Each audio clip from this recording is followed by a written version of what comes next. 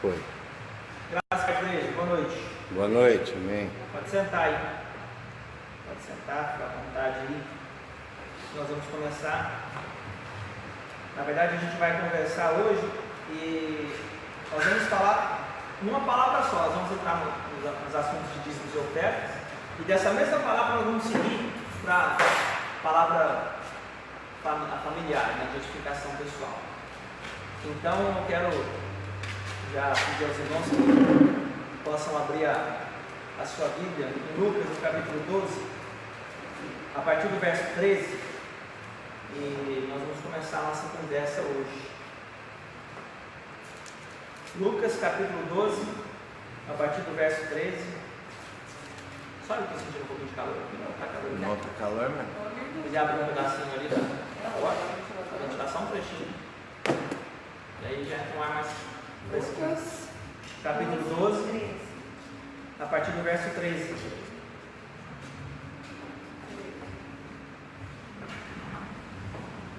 Aí diz para nós o seguinte, Lucas 12, verso 13.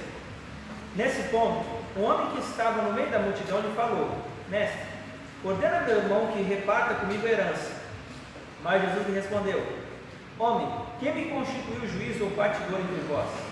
Então lhe se recomendou: Tende cuidado e guardai-vos de toda e qualquer avareza, porque a vida de um homem não consiste na abundância de bens que ele possui. E lhes proferiu ainda uma parábola, dizendo: O campo de um homem rico produziu com abundância. Arrazoava ele consigo mesmo, dizendo: Que farei, pois não tenho onde recolher os meus frutos? E disse: Farei isto, destruirei os meus celeiros, reconstruí-los-ei maiores, e aí recolherei todo o meu produto e todos os meus bens. Verso 19. Então direi à minha alma: Tens em depósito muitos bens para muitos anos, descansa, come, bebe e regala-te. Mas Deus lhe disse: Louco, esta noite te pedirão a tua alma, e o que tens preparado para quem será? Assim é o que tesoura para si mesmo e não é rico para com Deus. Olha que coisa interessante. Nesse contexto aqui, Jesus estava falando, de que até os fios da cabeça, os fios de cabelo da cabeça de cada ser humano são contados. E nesse meio tempo, ele está mencionando a respeito de alguns questionamentos a respeito do temor aos homens, que tinha pessoas que temiam mais homens. Olha o verso 4 aí, 12:4, você vê. Digo-vos, pois, amigos meus, não temais os que matam o corpo, e depois disso nada mais podem fazer. Eu, porém, vos mostrarei a quem deveis temer. Temei aquele que depois de matar tem poder de lançar no inferno. Sim, digo, esse deveis temer. Não se vendem 5 pardais por 2 assos, entretanto, nenhum deles está em esquecimento diante de Deus. Até os cabelos da vossa cabeça estão todos contados, então não temais, bem mais valeis do que muitos pardais. E aí, nesse meio tempo de conversa, surge esse rapaz aproveitando: Mestre, manda meu irmão me dar herança. E você vê que interessante que Jesus, ainda com a autoridade que Deus lhe havia conferido, da parte do homem, ele diz o seguinte: quem me constituiu juiz ou partidor? Por que ele fala isso? Porque não é ele quem decide a vida de ninguém. Quem decide a vida são as pessoas que tomam as decisões delas. E aí ele vem e põe as coisas no lugar, falando assim: o princípio é esse, tenham cuidado e guardem-se, de toda e qualquer avareza, porque a vida de um homem não consiste na abundância dos bens que ele possui. É bem provável que Jesus tenha sondado o coração da pessoa e percebido que de alguma forma a reputação dela estava em jogo na mente dela. Ou se eu não tiver isso aqui, vou pensar o que de mim, por exemplo. Estou só conjecturando aqui, imaginando uma situação. E aí é interessante que Jesus chega lá no verso 20, depois de contar a parábola, e ele fala assim: Mas Deus lhe disse: Louco, esta noite te pedirão a tua alma, e o que tens preparado para ti, para quem será? Então Jesus já está falando do fim da vida do homem. O homem que acumula, que trabalha, que se dedica somente para ter dinheiro, ele é o tipo de pessoa que não calcula o fim da vida dele, porque uma coisa que ele não quer é repartir, ele quer ter para ele. E quando chega a hora de Deus chamar a senha, fala: Fulano, e aí? É a sua vez, quer ver? A palavra aqui, pedirão, no verso 20, ela traz a ideia de exigir ou cobrar uma dívida. Então, por exemplo, Quem é que perde a alma de alguém? É o próprio Deus. Ó, senha é 35, aí eu pulando atrás, você sobe. Então, a hora que Deus chama a nossa senha, a gente tem que ir. Então, ganhei muito ou não ganhei nada, o que eu tiver aqui vai ficar para alguém. Então, lança que o coração deve estar nesse lugar. Mas aí Jesus, ele dá uma saída aqui, ó. Assim é o que tesoura para si mesmo, e não é rico para com Deus. Aí eu pergunto, o que é ser rico para com Deus? E aí é nesse assunto que nós vamos entrar. Vamos fazer um paralelo aqui rapidinho. Abre Mateus capítulo 6, lá atrás. Pode voltar um pouquinho aí. Mateus capítulo 6, no verso 19.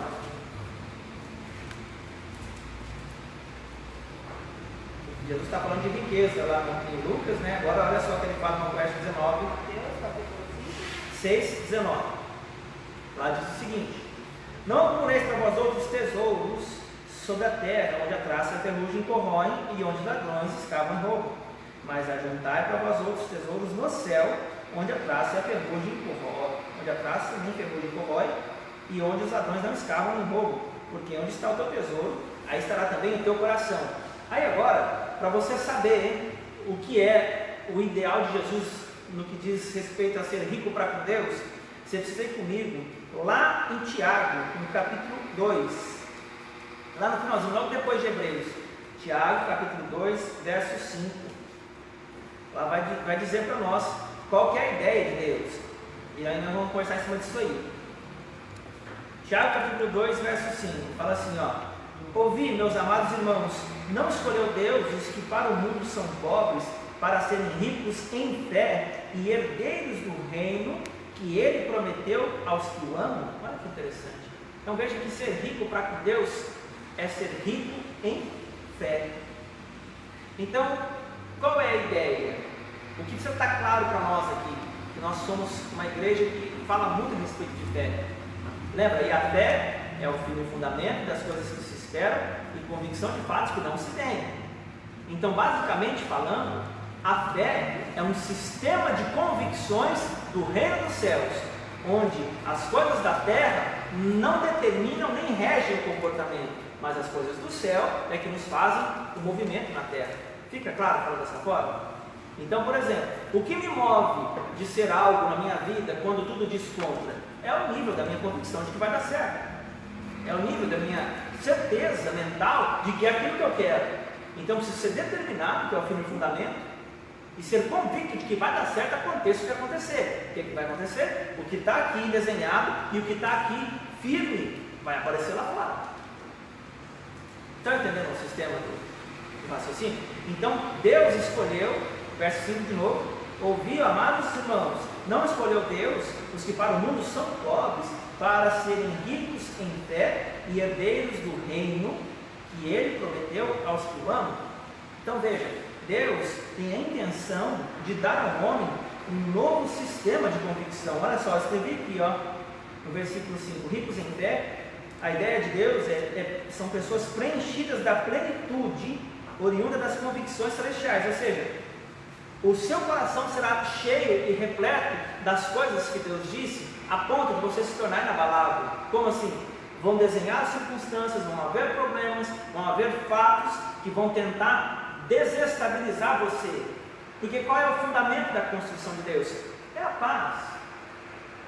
Então, lá em Colossenses capítulo 3, verso 15, Paulo explica para nós aí. Vai lá rapidinho, só para você ter, ó. Colossenses capítulo 3, volta um pouquinho aí, no verso 15. Paulo vai dizer que seja a paz de Cristo árbitro em vosso coração. Estão comigo? Colossenses capítulo 3, verso 15.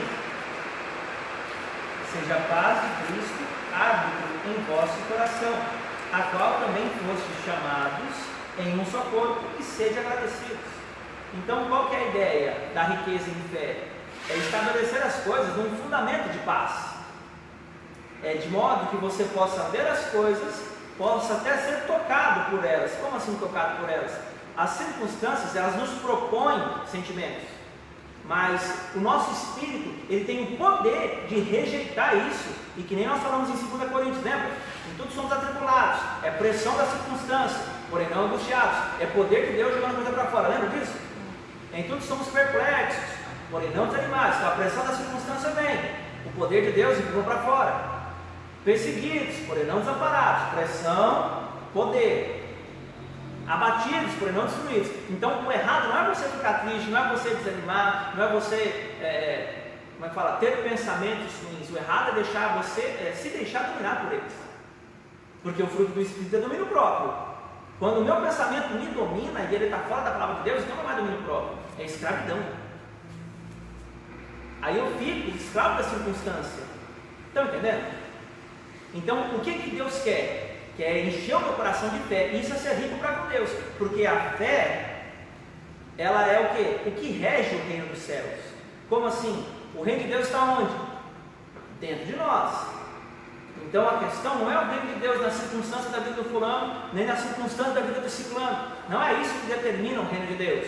O reino de Deus é o quê? Justiça, paz e alegria no Espírito. Então veja que Deus, Ele quer refundamentar a vida do ser humano em cima de uma nova mentalidade, ou seja, em cima de uma percepção de fé que o homem não tem. Então não tem nada a ver com o que é proposto, tem a ver com o que está escrito. Quando a palavra fala que o diabo, o anticristo, ele virá cheio de sinais e prodígios da mentira, alguém já viu isso? Tessalonicenses, você acha isso? Tanto na primeira carta quanto na segunda. Você pode procurar lá que você vai achar alguma coisa nesse sentido. O espírito anticristo, ele vem com sinais e prodígios da mentira. O que é isso? A mentira é tudo que não saiu dessa palavra. Então a mentira, ela é o desenho da circunstância tentando inserir no seu coração o sentimento que aquilo te toca. Então se você tem medo de perder alguma coisa toca naquilo lá que você tem medo de perder, o que vai tocar aqui? O medo. Tudo que está conectado no meu coração, a hora que é tocado lá fora, ele mexe na minha emoção. O que não tem no meu coração, não tem como me tocar. Então eu vou dar um outro exemplo. Tem essa cadeira branca aqui na minha direita. Se alguém quebrar perto da cadeira branca aqui, quem vai ficar chateado que nunca mais vai querer ir na igreja? Ninguém. Por quê? Porque a cadeira branca não significa nada. Agora vamos supor que alguém vá e quebre o celular de alguém que está na cadeira branca. Talvez alguém fique ofendido. Por quê? Porque o celular está ligado com o coração da pessoa. Então, o problema não é o celular, é a conexão que ele tem com a pessoa. Então, essa conexão que há entre a circunstância e o meu coração é o que Deus quer quebrar através da fé. Porque o diabo vai mexer lá, mas não vai mexer aqui. Por que o diabo mexe lá fora? Porque ele tem que entrar. Agora, quando ele mexe lá fora e toca aqui, é porque tem algo aqui dentro que se conecta com ele. Então, Deus quer pela fé me libertar. E conhecereis a verdade, e a verdade nos libertará. Então essa libertação do movimento que o diabo faz na circunstância com a construção de pensamento para interpretar que ele já criou na sua mente. Então ele desenhou lá uma situação e ele já criou um sistema de pensamento que quando você vê aquela situação, você já pensa exatamente o que ele quer que você pense. E que não tem nada a ver com a palavra. Aí o que acontece? Você é enredado por ele. Ele começa a gerar em você aquela credibilidade. Na verdade, a consciência de que aquilo é verdade. E aí aquilo desce para o seu coração. Quando desce para o seu coração, ele alinhou tudo. O que vai acontecer? Aquele problema que você vê vai continuar na sua vida. Aí o que Deus ensina? Deus ensina que há princípios que o reino se move. Você vê que a palavra de Deus fala de princípios, juízos e estatutos, né? Os mandamentos de Deus. Isso Deus usa várias formas. Então veja que a nossa nação também tem. Bolsonaro ultimamente tem falado de princípios. Ele tem falado de estatuto, de constituição, que nada mais é de como funciona a nação brasileira segundo a lei.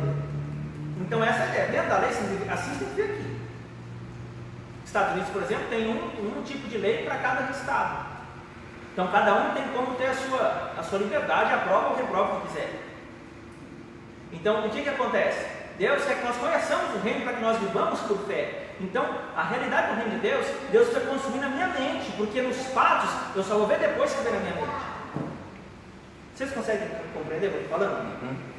Então, a ideia de Deus é que nós venhamos a entender onde estão as riquezas de Deus.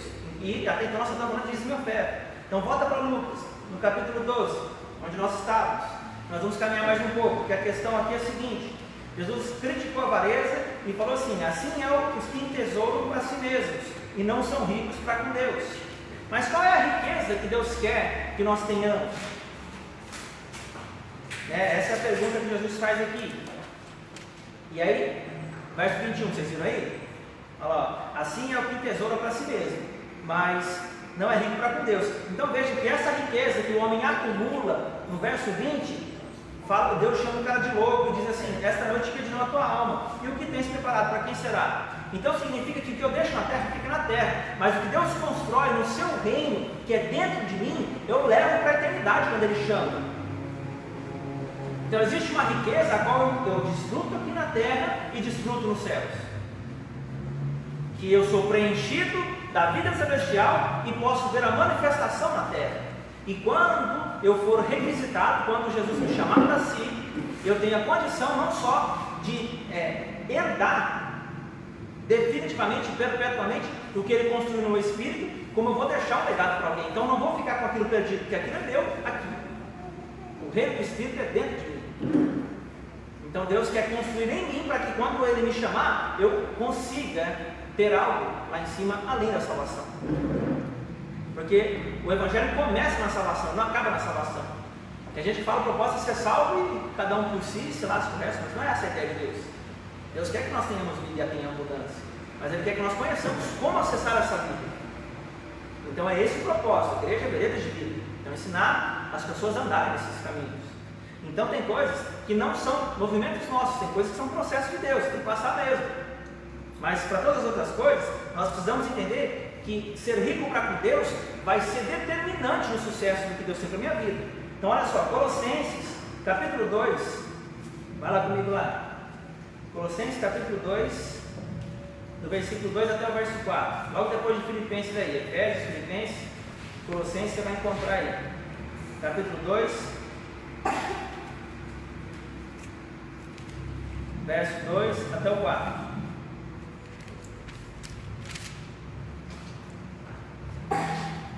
Qual? Colossenses 2, do 2 ao 4, diz assim, ó: para que o coração deles seja confortado e vinculado juntamente em amor, e eles tenham toda a riqueza da forte convicção do entendimento. Então toda a riqueza da forte convicção do entendimento. Então aonde está a riqueza de Deus? A riqueza em fé que Tiago fala, a riqueza da forte convicção do entendimento. Para quê? Para compreenderem plenamente o mistério de Deus.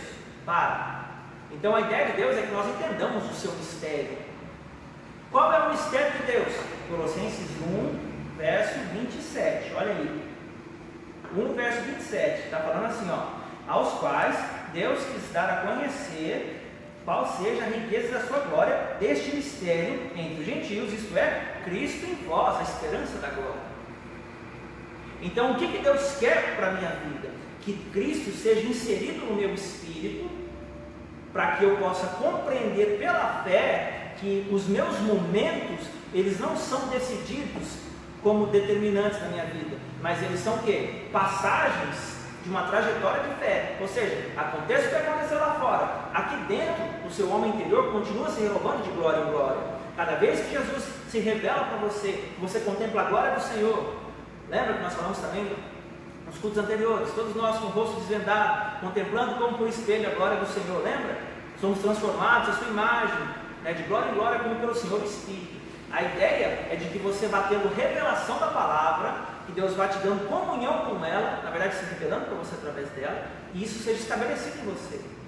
Porque qual é a riqueza de Deus mesmo? A riqueza de fé? Verso 2, Colossenses 2, diz assim, ó: para que o coração dele seja confortado. Então veja que vem um conforto e também com ele o amor, vinculado juntamente em amor, e eles tenham toda a riqueza da forte convicção do entendimento, para compreenderem plenamente o mistério de Deus, Cristo, em quem todos os tesouros da sabedoria e do conhecimento estão ocultos.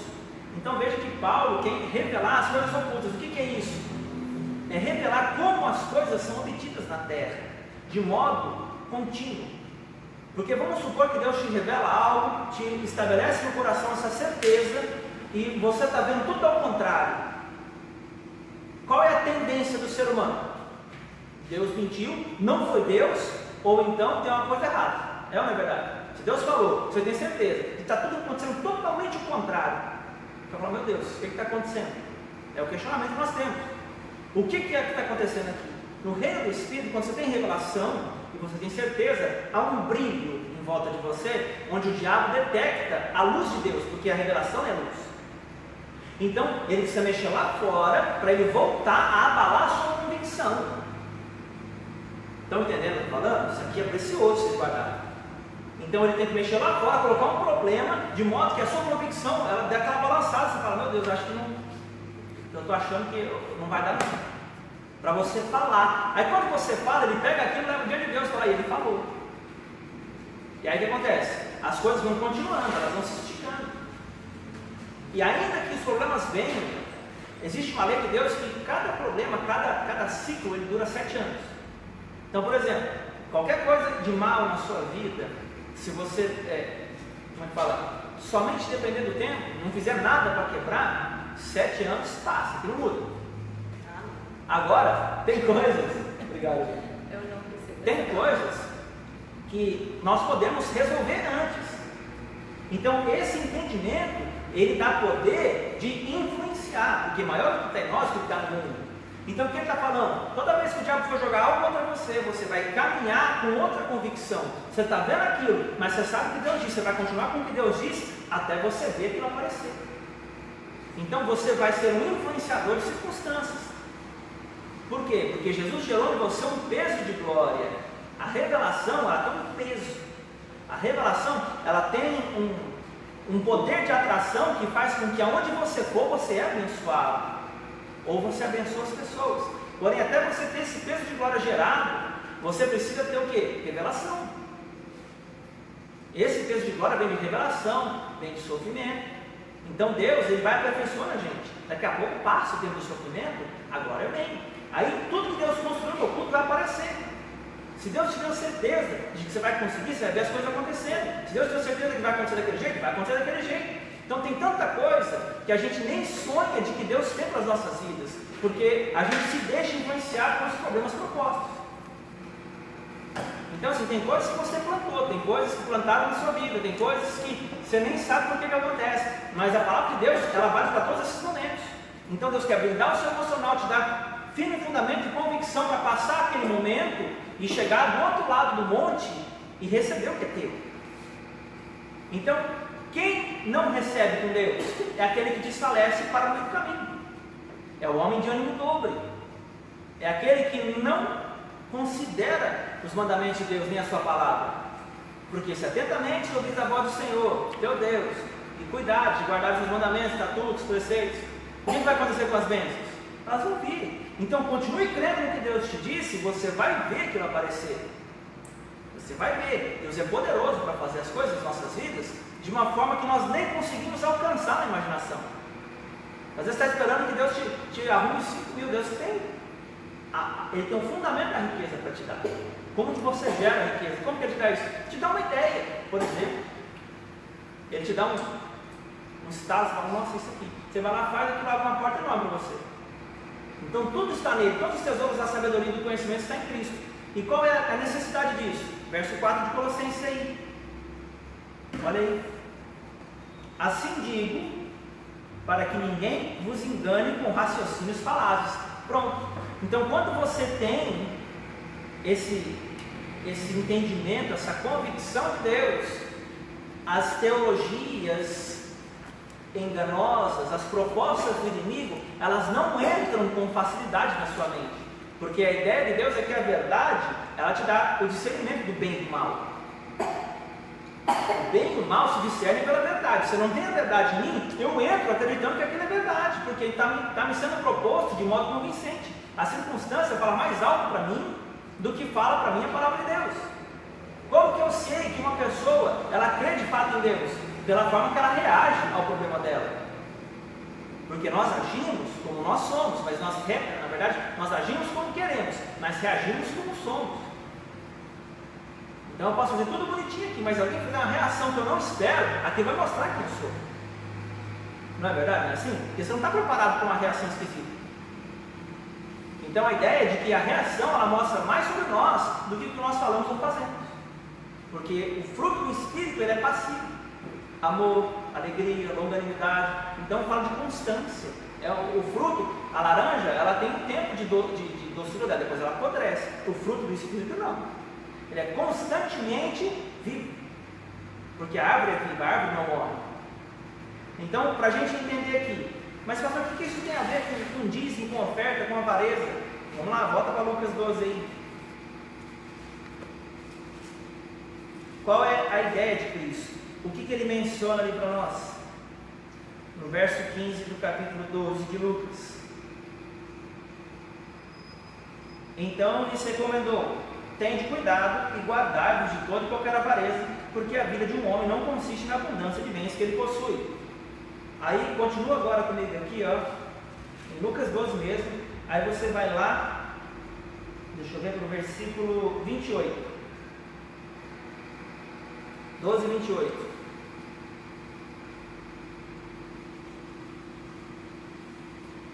Lá diz assim: ora, se Deus veste assim a erva, que hoje está no campo e amanhã é lançada no forno, quanto mais tratando de vós, homens de pequena fé. Não andeis, pois, a indagar o que haveis de comer ou beber, e não vos entregueis a inquietações, porque os gentios de todo o mundo é que procuram estas coisas, mas vosso Pai sabe que necessitais delas. Buscai antes de tudo o seu reino, e essas coisas serão acrescentadas. Não temais, ó pequenino rebanho, porque o vosso Pai se agradou em dar-vos o reino. Então, só isso aqui já está bom. Então veja, não é as coisas lá de fora que me definem, ou definem a vida do homem, mas são as coisas de dentro, são as coisas do reino. Toda a riqueza está aqui, e tudo que está no seu coração tem condição plena de aparecer na sua vida. Vou repetir: tudo aquilo que Deus põe de certeza no seu coração tem absoluta condição de acontecer na sua vida. Então, se Deus põe no seu coração que você vai chegar, você vai chegar. Os caminhos vão aparecer, as portas vão se abrir, as pessoas vão chegar, desde que o reino de Deus, você com ele, estejam o quê? Próximo. Porque as bênçãos seguem você. Aonde você for, o que tem para você receber no lugar vai chegar para a sua vida. Porque você tem peso de glória e Deus vai atrair para a sua vida. Está entendendo? Então é isso que Jesus tem para nós. Então a ordem é o reino. Então eu não posso só confiar na força do meu braço, só naquilo que o governo me dá. Eu preciso confiar que eu tenho um Senhor que cuida de mim, acima do meu alcance, acima do que eu posso. Então aqui fica a palavra para nós já fazemos uma transição de dízimo e oferta. Não retenha, não tenha medo de trazer para Deus, porque é Deus que insulte, e nós falamos mais do que pardais, do que... O que mais ele fala aqui? Verso 28. Ora, se Deus veste assim a erva do campo que hoje está e amanhã será lançada no fogo, quanto mais tratando-se de vós. Aí ele falou outro passo aqui que eu esqueci, das árvores aqui. Então a ideia de Deus é: não tenha medo de que vai te contar, porque Deus é a nossa fonte, e nós expressamos isso, nós testemunhamos isso à medida em que nós o buscamos. Amém, igreja? Amém. Amém? Então, como nós já fizemos a coleta, nós já vamos emendar o nosso assunto. Continua comigo em Lucas mesmo, só que agora nós vamos ver aqui a partir do verso 35. Lucas 12, verso 35, nós vamos agora. Eu quero fazer um parênteses, tá? Olha o verso 31 aí, ó. Buscai, antes de tudo, o seu reino, e essas coisas vos serão acrescentadas. Aí tem uma observação que eu marquei aqui, ó.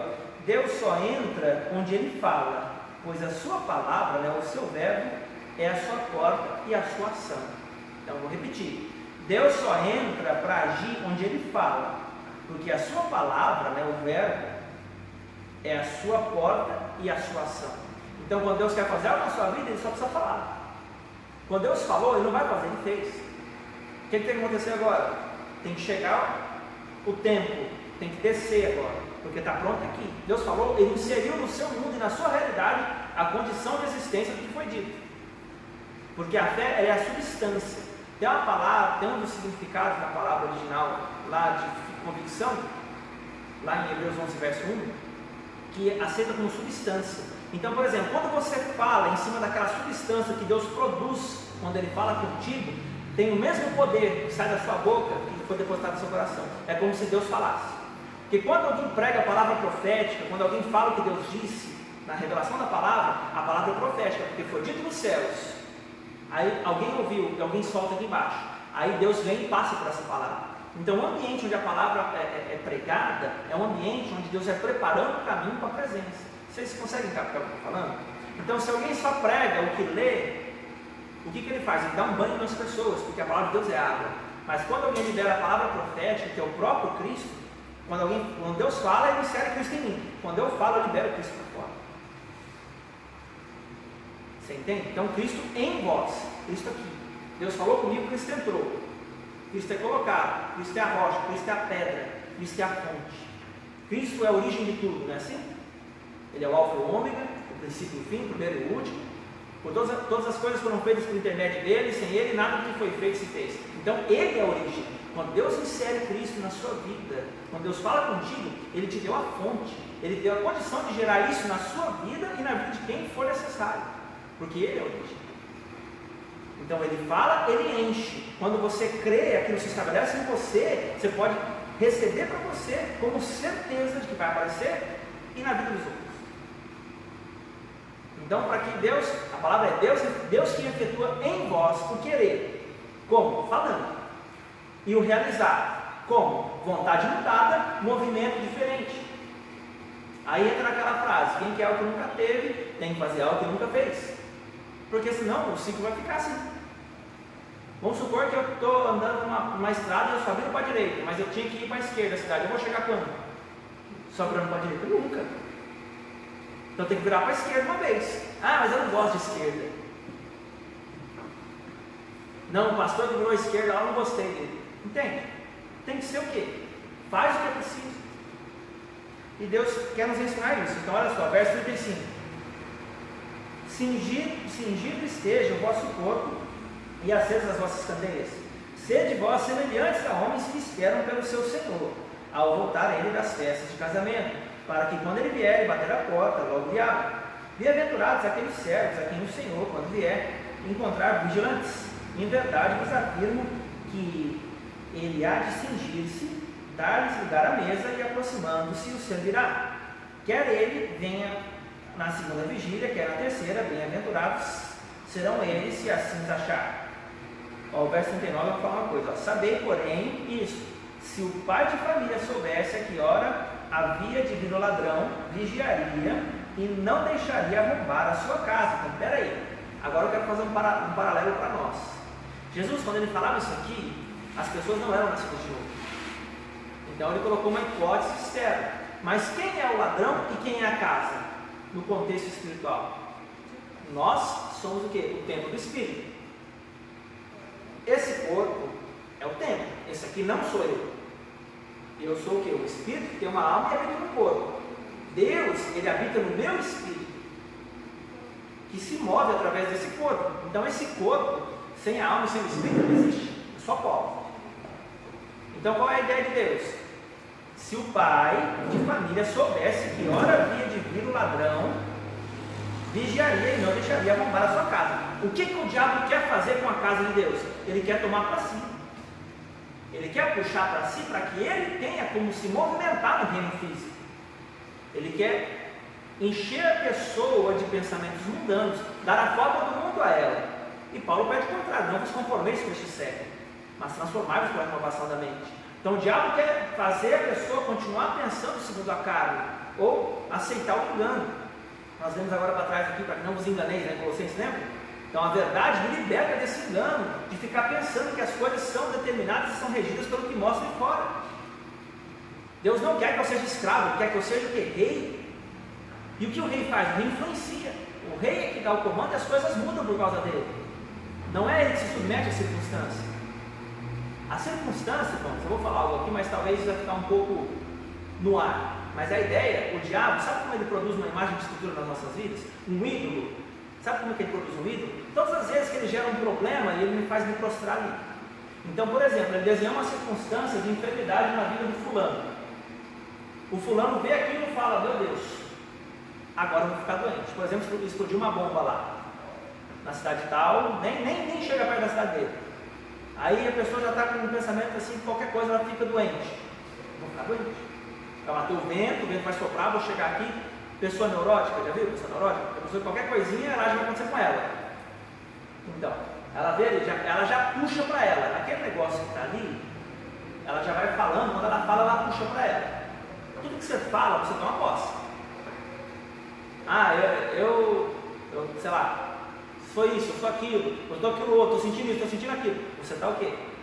Você está falando? Porque não é você que está, como fala, dessa forma como você disse. O seu tempo está sendo atacado. Então há uma necessidade de separação. Você é um espírito que tem uma alma e habita no corpo. Isso aqui é o que está sendo atacado no reino físico. Ainda que você perca esse corpo, você ainda é liberado. Então, quando eu falo, eu tomo posse daquilo que está sendo proposto. Então, eu estou vendo uma situação de dificuldade financeira. Se eu ficar falando, eu estou puxando para mim, eu estou tomando posse daquilo para a minha vida. E quanto maior a intensidade do sentimento que eu tenho, maior a vibração que sustenta o problema. E acho que eu citei aqui uma vez: o cérebro tem uma frequência de 1000 Hz. Então, o pensamento positivo, ele influencia já. O pensamento revelado, mais ainda. Agora, o coração, o sentimento, ele tem 10.000 Hz. Então, quando o desejo desce, quando eu libero palavras com aquela carga de sentimento negativo, meu querido, eu estou puxando isso para a minha vida. Eu estou atraindo isso para mim e aquilo vai ficar na minha vida da forma como eu estou dizendo. Porque Deus me deu o poder de criar a minha realidade. Então, Deus tem que renovar a minha mente, para Ele encher o meu coração do seu amor, e eu ser conduzido ao arrependimento pela bondade de Deus. É o amor de Deus que me muda. Então eu preciso ter um encontro com o amor de Deus. E Deus não quer que eu seja enganado e aceite que o ladrão, quando ele me propõe uma circunstância, ele adentra no meu coração. Porque tudo que ele te mostra, se tocar você, eu estava falando aqui agora, tudo que eu vejo a circunstância me fere aqui, é porque está dentro de mim. Então o que acontece? Aquilo, de alguma forma, exerce uma influência. E quando eu respondo aquilo, eu estou me submetendo à proposta da circunstância.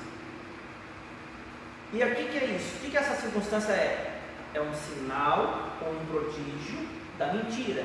É o poder do diabo de movimentar-me por dentro segundo a sua vontade. Eu vou repetir. A circunstância, quando ela, seja boa ou seja ruim, viu? Quando ela me impulsiona ou ela me move a fazer coisas contrárias à palavra de Deus, é sinal de que ela está exercendo influência sobre dentro do meu coração. Porque na verdade, a circunstância não vai nada. O que vale é o que está aqui dentro, que faz eu me submeter ao que está sendo proposto. Então, às vezes, eu quero resolver problemas ao invés de ser resolvido. Às vezes, eu quero pular etapas ao invés de passar os processos. Por quê? Porque nós não nascemos para sofrer, isso é verdade. Então, nós corremos o sofrimento, mas Jesus não correu na cruz. Então, o lance é que Deus usou a cruz para aperfeiçoar Cristo e, da mesma forma, nos aperfeiçoa. Por quê? Porque Deus quer te dar o reino. O reino do Espírito, o reino de Deus, ele rege aqui embaixo.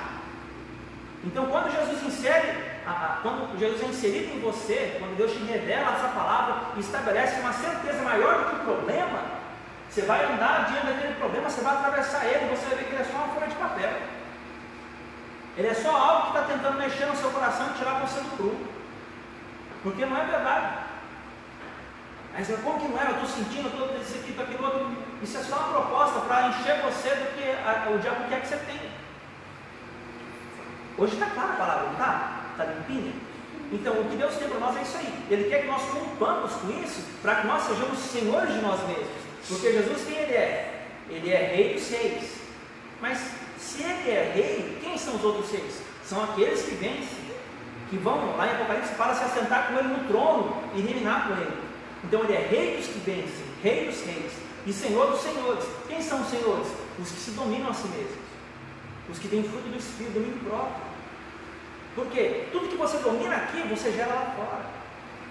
O diabo tenta entrar aqui, bate e volta, você dá o comando, aquilo muda. Por quê? O Espírito que está em você é maior, é mais poderoso. E até os demônios tremem desse Espírito que Deus te deu.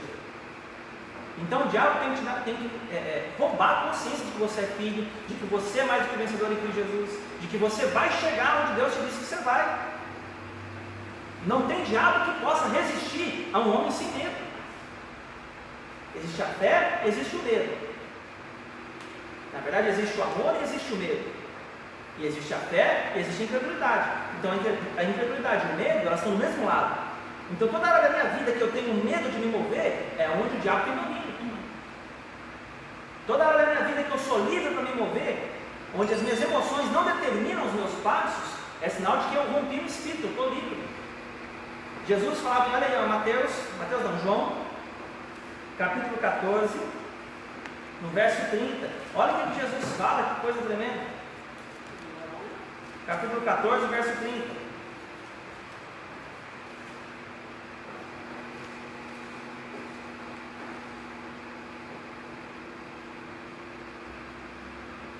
Acharam? Diz assim, ó, já não falarei muito convosco, porque aí vem o príncipe deste mundo, e ele nada tem em mim. Agora, olha que coisa tremenda. Aí vem o príncipe deste mundo. Quem é o príncipe deste século? É o diabo. E ele nada tem em mim. O que Jesus está falando? Eu não pequei em nada para ele chegar e ter uma parte do meu pensamento, uma parte do meu sentimento. Eu estou reto diante de Deus. Contudo, assim procedo para que o mundo saiba que eu amo o Pai e faço como o Pai me ordenou. Então o diabo não conseguiu enganar Cristo, entrar no coração de Cristo, nem na mente dele. E é isso que Jesus quer fazer agora conosco. No Antigo Testamento, o povo era purificado por sacrifício. Então ele trazia oferta para o pecado, pela culpa, oferta disso, oferta daquilo, para a purificação externa. Agora Cristo, ele foi tão excelente, ele é tão excelente que ele adentrou no homem, ele venceu tanto que Deus agora pode, ele rasgou o véu da sua carne para entrar em nós. Agora ele resolve essas coisas por dentro. Ele é o sacrifício por dentro que purifica por dentro. Agora eu sou limpo e posso me limpar por dentro progressivamente, a ponto dessa fé que Deus sempre quis dar para o homem lá no Êxodo. Se você for olhar, Deus nunca mudou de proposta. Olha lá, abre em Êxodo lá. Logo depois de Gênesis, você vai achar lá. Êxodo no capítulo, deixa eu ver, 11. Deixa eu ver se é. Não, 11, 19. Capítulo 19, não é lá? Deixou. O tal deixou, que o irmão falou uma vez. Ó, então, Êxodo capítulo 19, verso 4. Olha qual que era a ideia de Deus, sempre foi. Estão comigo? Tendes visto que fiz aos egípcios, como vos levei sobre asas de águia, e vos cheguei a mim. Agora, pois, se diligentemente ouvirdes a minha voz e guardardes a minha aliança, então sereis minha propriedade peculiar dentre os povos, porque toda a terra é minha, e vós me sereis reino de sacerdotes, nação santa. Então olha que interessante, vós me sereis reino de sacerdotes. Peraí, você é um reino, o menino é um reino, a Sueli é um reino, a Índia também é um reino. É estranho falar, você é um reino, não está escrito. Mas por quê? O que é um reino? É onde o rei habita. Vós me serei reino de sacerdotes, eu habitarei com vocês, ou seja, eu habitarei em vocês. A ideia de Deus era gerar homens por dentro. Ele queria falar para que as pessoas o tivessem desde o começo. Mas aí o que aconteceu? Aí se você for olhar aqui, olha o verso 7. E aí Moisés chamou os anciãos do povo e expôs todas as palavras diante deles que o Senhor lhe havia ordenado. Então o povo respondeu a uma: tudo que o Senhor falou, faremos. Em outras palavras, eles não quiseram ouvir a Deus, eles quiseram ouvir Moisés. Tudo que o Senhor falou, porque Moisés disse o que Deus disse. Aí o povo não quis ir ouvir de Deus, o povo quis ouvir Moisés. Não, o que Deus falou, não vou fazer. A ideia de Deus não era essa. A ideia é que cada um ouvisse a voz de Deus. E aí olha para você ver o que Cristo fez. 1 Pedro, lá no final, capítulo 2, verso 9. Depois de Tiago, você vai achar ali, ó. 1 Pedro, capítulo 2, verso 9.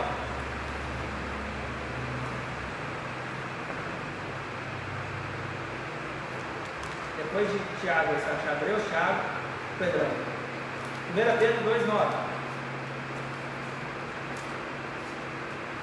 Nós já estamos caminhando para o fim já. Quem está sendo abençoado, dá glória a Deus. Glória a Deus. Aí, ó, diz assim: vós, porém, sois raça eleita, sacerdócio real, nação santa, povo de propriedade exclusiva de Deus, a fim de proclamar as virtudes daquele que vos chamou das trevas para a sua maravilhosa luz. Então olha que interessante, vós sois, agora vocês são. Antes Deus queria que fosse, agora Ele diz que são sacerdócio real. O que é sacerdócio real? É sacerdote do rei. Então nós servimos ao rei. E aí o lance é que nação santa, povo de propriedade, nós somos de Deus, porque Ele nos comprou, a fim de proclamar as virtudes. O que são virtudes? Virtudes são o quê? O fruto do Espírito. É o poder de Deus atuante nos corações. Então é isso que transforma. Então é essa a ideia de Deus para o homem. Então, entendendo que Deus quer que nós sejamos purificados dentro por fora e vençamos as batalhas onde o diabo tem conquistado terrenos no nosso coração e na nossa mente, para que as circunstâncias sejam entendidas como Ele quer, entendendo que é esse o processo, a cruz é o que dá poder de Deus de entrar nesses lugares. A cruz é a porta para onde Deus acessou o coração do homem. Por isso a cruz é importante. Está entendendo? Então, quando eu aceito esse processo de Deus e eu começo a caminhar, em vez de reclamar da vida, de murmurar, de dar munição para o diabo maquiar as coisas da minha vida, eu vou orar em línguas, vou meditar na palavra, vou me encher de Deus, do Espírito de jejum e praticar os princípios que Deus me ensina, eu estou trazendo o reino. Porque o reino de Deus funciona assim: quando eu ajo conforme Deus fala aqui, Deus desce. Agora, quando eu faço o contrário, quem age por intermédio de mim é o inimigo. Porque quando eu estou fazendo algo, não é só o meu movimento aqui de pegar o copo, há uma emanação de mim, há algo que sai de mim quando eu me movimento. Existe uma aura em volta do homem, ou uma nuvem de trevas, dependendo do Senhor a quem nós servimos. Então, quando eu me movimento, eu estou liberando o poder de Deus. Então, tanto a ação quanto o movimento, elas liberam o poder ou de Deus ou do diabo. Então, o que Jesus chega a dizer lá em Lucas? Ele fala assim: ó, quando o pai de família, se o pai de família soubesse a hora que o ladrão vem, ele estaria pronto. E qual é a condição? Vigilância. Quando a palavra fala assim, orar e vigiar, é vigiar aqui primeiro. O que você está pensando? O que você está sentindo? E o que você vai fazer com isso? Vai falar ou você vai fazer? Porque a vigilância é interior. Não é você olhar, ver se está vindo alguém para te assaltar, ou isso. Não é só isso. Começa aqui. Vigie seus pensamentos. Esses são pensamentos do reino. Vigie os seus sentimentos. Esses sentimentos foram gerados por Deus. Porque se a gente não vigia, a gente começa a pensar uma coisa que vai crescendo, daqui a pouco você diz: nossa, olha o que eu estou pensando. Aí você tem que puxar de volta. E às vezes não dá. E qual é a arma espiritual que Deus deu para que nós venhamos a renovar nossa mente? Nesse sentido de pensamento difícil de lidar? É a confissão da palavra. Então, por exemplo, se você souber algum verso de cor, você começa a falar aquele verso, e enquanto você fala, existe um processo neural do seu cérebro em que ele não consegue pensar para falar, ele só pensa o que você está falando. Ele fecha as portas do pensamento e abre só o que você está sendo falado aqui. Então você vai falar e vai ouvir o que você está falando. O que vai fazer com a sua mente? Vai limpar ela. Então, quando você tiver guerras no seu cérebro, e você souber a palavra de Deus ao contrário, mesmo que não tem nada a ver com a guerra, só libera ela, vai falando até sua mente limpar. É assim que você combate, quando você, porque às vezes sozinho você fica pensando, às vezes você não consegue controlar o pensamento. Já parou para ver? Não sai, então você tem que falar alguma coisa. Então essa é a ideia. Por onde o diabo entra numa pessoa? Pelo que ele escuta, ela escuta, né? Pelo que ela assiste. E o que mais? Pelos hábitos pecaminosos que nós temos. Então, Jesus, quando falou assim: envia o príncipe deste mundo, ele nada tem em mim, significa que o diabo não acessou não quer o coração dele imediatamente. E aí o que ele fez? Ele falou: eu vou me entregar, porque o pai mandou, e eu quero mostrar para todo mundo que eu amo o pai. Então, qual é o amor de Deus? É que eu siga Cristo, né? Ser meus imitadores, como eu sou de Cristo, é o que Paulo fala. Então, eu não tenho que pegar um caminho que Cristo não pegou, eu tenho que pegar o caminho que ele foi. A diferença é que ninguém vai me pendurar na madeira. Então, ele vai se compadecer de mim à medida que eu vou buscar, vou pedir o Espírito Santo, me ajuda, me consola, me mostra qual é a saída da minha vida hoje. E ele vai, com essa palavra aqui, dar vida do seu coração. Deus não quer você pobre, nem triste, nem derrotado, nem doente, nem sem esperança, nem pelo contrário, ele quer que você tenha consciência de que esse é só o momento da sua vida. O milagre pode vir amanhã, a gente não sabe. Mas a ideia é de que nós precisamos guardar a casa. Porque se o diabo for entrar, você começar a mexer ali, ele pode me roubar essa palavra. E a palavra é a minha segurança. A palavra é o corpo comprado de Deus e eu. Jesus é a palavra. Então foi nele no reino do céu que na terra foram unidos.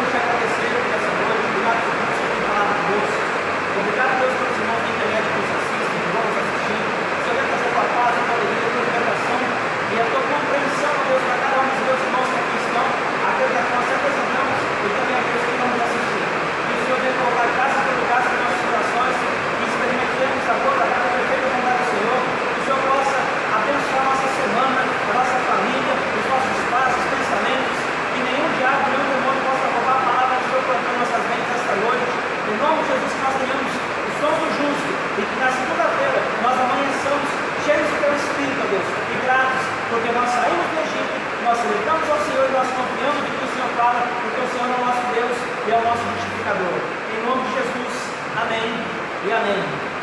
Graças a Deus, tem alguém dentro? Deus abençoe.